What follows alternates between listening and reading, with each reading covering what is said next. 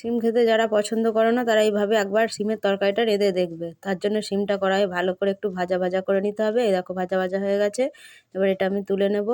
এবার এই তেল দিয়ে আলুগুলো একটু ভাজা ভাজা করে নিলাম। এবার আলুগুলোও ভাজা হয়ে গেলে আমি এবার আলুগুলোও তুলে নেব। এই দেখো সব আলুগুলো ভাজা ভাজা হয়ে গেছে। এবার এগুলো আমি তুলে নিচ্ছি। এবার এগুলো তোলা হয়ে গেলে এই কড়াইয়ে আমি তেল দিয়ে একটু জিরে একটু মৌরি ফোড়ন দিয়ে দিলাম। ফোড়ন দেওয়ার পর এতে আমি দিয়ে দেবো অল্প একটু নুন দিয়ে দিলাম, তার কারণ আদাটা দিলে বড্ড তেলটা ছিটকায়। এ দেখো এবার আদা বাটা, জিরে গুঁড়ো, ধনে গুঁড়ো, হলুদ গুঁড়ো, লঙ্কার গুঁড়ো আর কাশ্মীরি লঙ্কার গুঁড়ো দিয়ে ভালো করে মশলাটা একটু কষিয়ে নিলাম। এই দেখো ভালো করে কষা হয়ে গেছে। এবার এখানে দিয়ে দেবো স্বাদ অনুযায়ী একটু নুন, অল্প একটু জল দিয়ে দিলাম। এইবার দিয়ে দেবো, এই দেখো এবার স্বাদ অনুযায়ী একটু নুন দিয়ে দিলাম।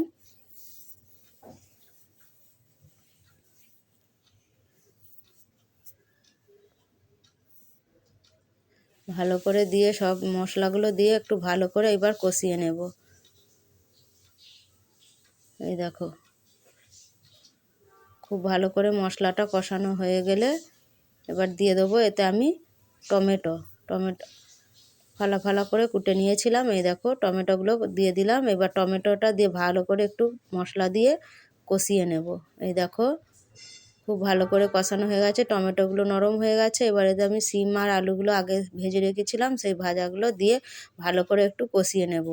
কষানো হয়ে গেছে। এবার একটু জল আমি মাপ অনুযায়ী দিয়ে দেব। এই দেখো জলটা দিয়ে দিলাম, দিয়ে এবার এটা আমি চাপা দিয়ে দিলাম। এই দেখো তরকারিটা খুব সুন্দর হয়ে গেছে। এবার এটা নামানোর আগে আমি একটু ভাজা মশলা জিরে আর মৌরি ভেজে রেখেছিলাম, সেই মশলাটা ভাজা মশলাটা উপর দিয়ে ছড়িয়ে দিলাম, আর উপর দিয়ে ধনে পাতা কুচি ছড়িয়ে ভালো করে মিক্স করে এবার নামিয়ে নেব। এই দেখো আমাদের সবজি একদম রেডি হয়ে গেছে। আমার এই সবজিটা তোমাদের কেমন লাগলো? ভালো লাগলে তোমরা লাইক আর কমেন্ট করো। আর তোমরা যারা আমার চ্যানেলে নতুন আছো প্লিজ একটু সাবস্ক্রাইব করে দিও। চলো এখনকার মতো রাখছি, দেখা হবে আবার পরবর্তী কোনো ভিডিওতে।